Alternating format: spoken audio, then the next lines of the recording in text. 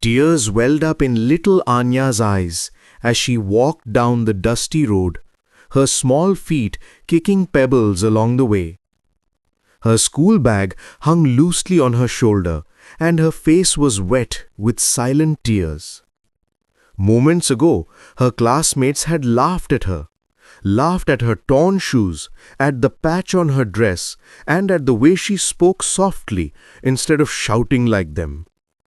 Their cruel laughter echoed in her ears long after she had left the school gate. By the time she reached home, her heart felt heavier than her school bag. She pushed open the creaky wooden gate and ran straight into the arms of her grandfather, who sat beneath the old neem tree carving a small wooden bird.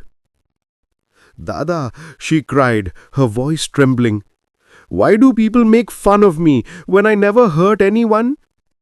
The old man looked at her tenderly. His hands, rough with years of work, gently wiped away her tears. He gave a faint, warm smile, the kind that carried both love and understanding. "Ah, my dear Aanya, the world can sometimes be unkind to gentle hearts. But come, sit beside me. Let me tell you a story. The story of the river and the rock." Aanya sat down beside him, still sniffing, her head resting on his arm. The golden evening sunlight shimmered through the leaves as her grandfather pointed toward the little stream flowing quietly behind their home. "Many years ago," he began, his voice deep and calm like flowing water, "there was a river that flowed freely through the mountains. She was kind, full of life, and always shared her water with everyone she met. Trees, animals, people, all drank from her hands. But one day, a giant rock rolled down from the mountain and blocked her path. The river was shocked. She had never faced such a challenge before. At first, she grew angry. She struck the rock again and again, hoping to push it away. She screamed, splashed, and roared. But no matter how hard she tried, the rock didn't move. Days passed. Weeks passed. The river grew tired and weak. Her clear waters turned muddy with frustration. She began to think her journey was over. The old man paused for a moment. The sound of the real stream nearby filled the silence.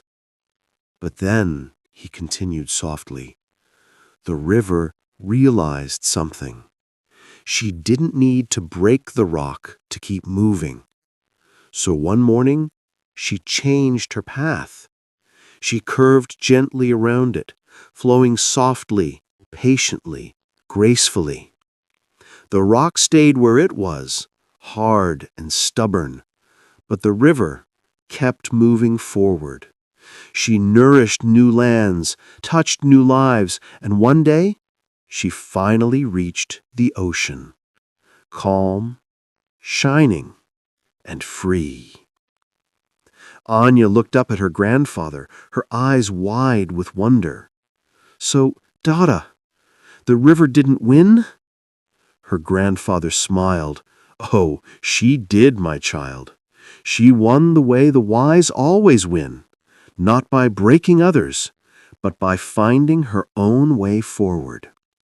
He placed his wrinkled hand on her head gently. "In this world, people will throw rocks in your path. Cruel words, jealousy, lies, unfairness. But don't let them stop your flow.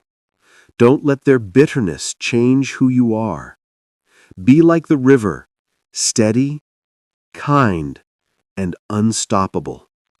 Flow around them, not against them." Aanya looked toward the stream again, her reflection rippling in the sunlight. The hurt in her heart began to fade, replaced by something new, a quiet strength.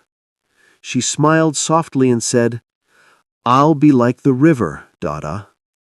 Her grandfather chuckled gently, his eyes shining. "That's my brave girl," he said, his voice full of pride. "Remember, rivers never stop for rocks.